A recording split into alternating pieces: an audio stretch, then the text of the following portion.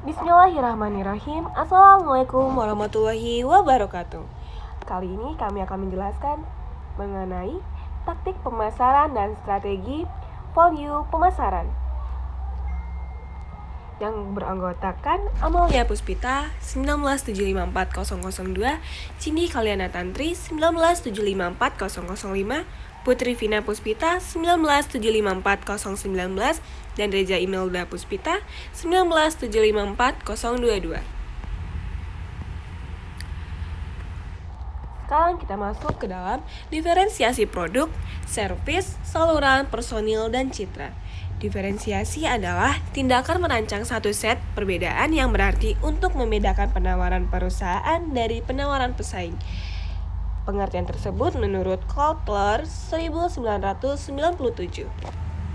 Diferensiasi dapat dilakukan melalui 5 dimensi berikut, yaitu yang pertama, diferensi produk adalah penawaran produk perusahaan yang memiliki sesuatu yang lebih baik, lebih cepat, dan lebih murah yang akan menciptakan nilai yang lebih tinggi bagi pelanggan dibandingkan dengan produk pesaing. Yang kedua, diferensiasi pelayanan. Diferensiasi pelayanan yaitu membedakan pelayanan utama berdasarkan kemudahan pemesanan, pengiriman, pemasangan, pelatihan pelanggan, konsultasi pelanggan, pemeliharaan, dan perbaikan.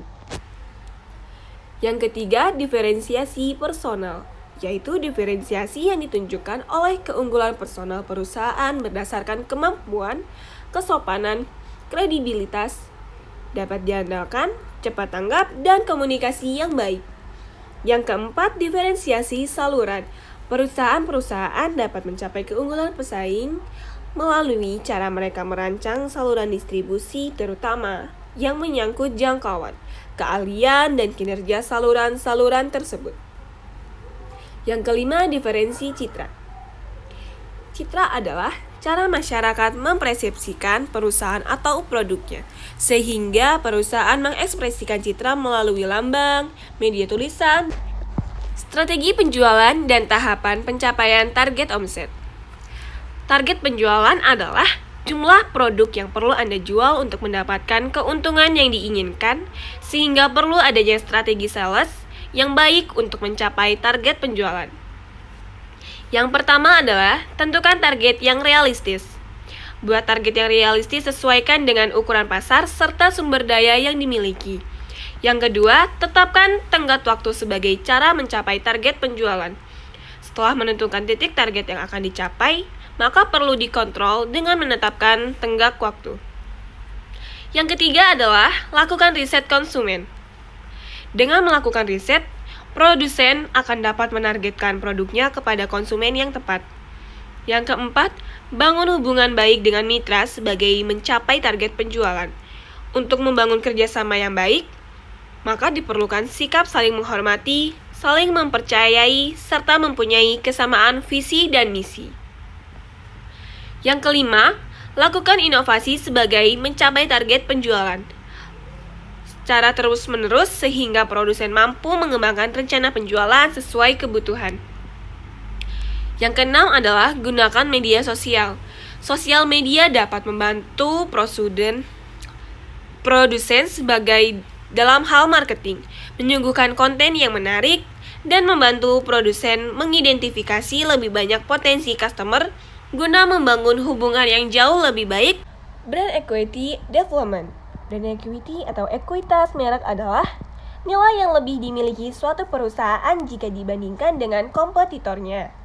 Brand equity juga dipengaruhi oleh persepsi dan pengalaman konsumen. Sebuah merek dapat dikategorikan memiliki brand equity jika memenuhi 4 konsumen ekuitas berikut. Yang pertama adalah brand awareness. Komponen pertama dari brand equity adalah brand awareness, yaitu tingkat pengenalan konsumen terhadap brand. Sederhananya, di tahap ini pelanggan dibuat familiar dengan suatu produk. Yang kedua, perceived quality. Komponen kedua dalam brand equity adalah perceived quality, yaitu kualitas sebuah barang di mata konsumen yang bersifat subjektif. Yang ketiga adalah brand association. Brand association ini berkenan dengan segala sesuatu yang melekat di memori konsumen terkait sebuah brand. Asosiasi mereka bisa dibilang sebagai koneksi antara sebuah brand dengan konsepnya sehingga mudah diingat. Yang keempat adalah brand loyalty.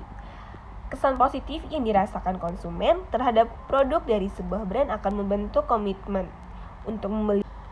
Strategi layanan service, cost, delivery. Yang pertama adalah service, yaitu komitmen untuk memberikan pelayanan terbaik kepada pelanggan. Yang kedua, cost, yaitu pengendalian terhadap biaya produksi dan operasional untuk memproduksi barang berkualitas tinggi dengan biaya yang efektif. Yang ketiga adalah delivery, yaitu komitmen untuk melakukan pengiriman tepat waktu kepada pelanggan. Dari penjabaran beberapa strategi di atas, di sini bisa disimpulkan dan menganalisis strategi taktik pemasaran dan strategi value pemasaran produk, proyek mandiri, dan satu contoh kasus untuk produk agribisnis pangan yang analisis strategi pemasaran dan strategi value pemasaran produk, keripik tempe aneka rasa. Diferensi produk, servis, saluran, personil, dan citra. Diferensi produk, keripik tempe menggunakan strategi diferensiasi produk berbasis daya tahan produk dan memiliki macam aneka rasa guna meningkatkan daya tarik konsumen terhadap produk keripik tempe. Yang kedua, diferensiasi pelayanan. Keripik tempe aneka rasa menggunakan strategi diferensiasi pelayanan dengan menjamin kemudahan pemesanan. Yang ketiga, diferensiasi personal. Melakukan pelayanan yang terbaik kepada pelanggan dengan berperilaku sopan, berusaha cepat tanggap dalam berkomunikasi terhadap para konsumen. Yang keempat, diferensiasi saluran. Keripik tempe aneka rasa merupakan diferensiasi saluran distribusi intensif karena produk keripik tempe tergolong produk yang memiliki permintaan dan tingkat konsumen yang tinggi. Yang kelima, diferensiasi citra. Keripik tempe aneka rasa menggunakan diferensiasi citra makanan ringan yang memiliki kandungan gizi yang baik. Strategi bauran pemasaran 7P. Harga, yaitu keripik tempe dijual dengan harga 5.000 per kemasan. Lalu mengenai produk, keripik tempe merupakan makanan ringan yang memiliki macam aneka rasa. Tempat dan target pasar di Kota Bandar Lampung, khususnya di lingkungan Kampus Politeknik Negeri Lampung, dan bisa dinikmati oleh mahasiswa, karyawan, dan masyarakat umum. Yang keempat adalah promosi. Produk keripik tempe dipromosikan melalui media sosial seperti Instagram, Facebook, dan media sosial lainnya. Yang kelima adalah people.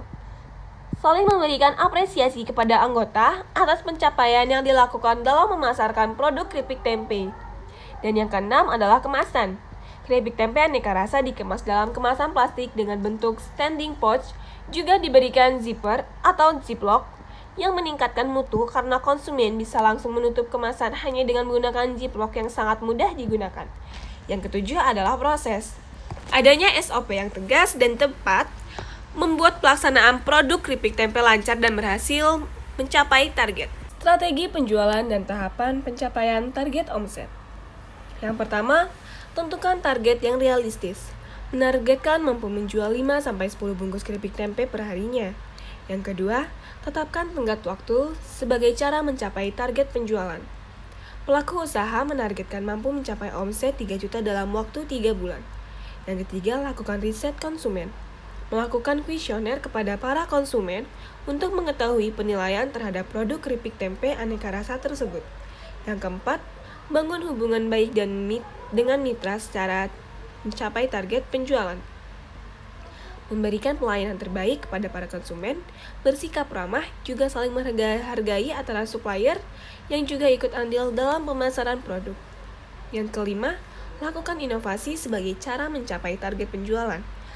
Terus melakukan inovasi terhadap produk keripik tempe salah satunya dengan menciptakan aneka varian rasa guna meningkatkan rasa ketertarikan konsumen terhadap produk.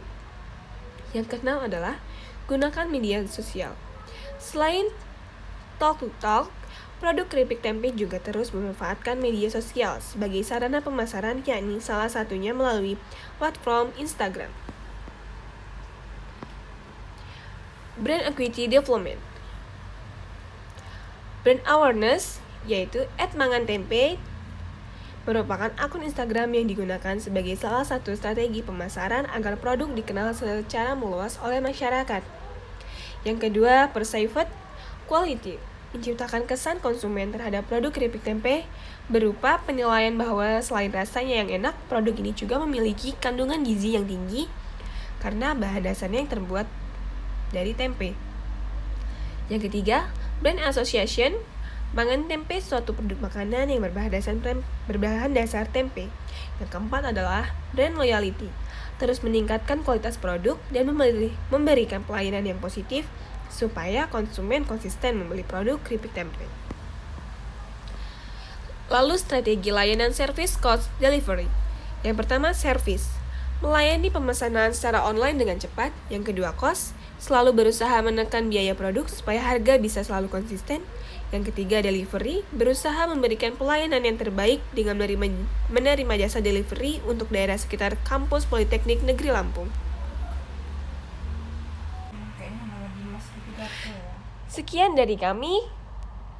Kurang lebihnya kami mohon maaf. Kami akhiri. Wassalamualaikum warahmatullahi wabarakatuh. Terima kasih. See you.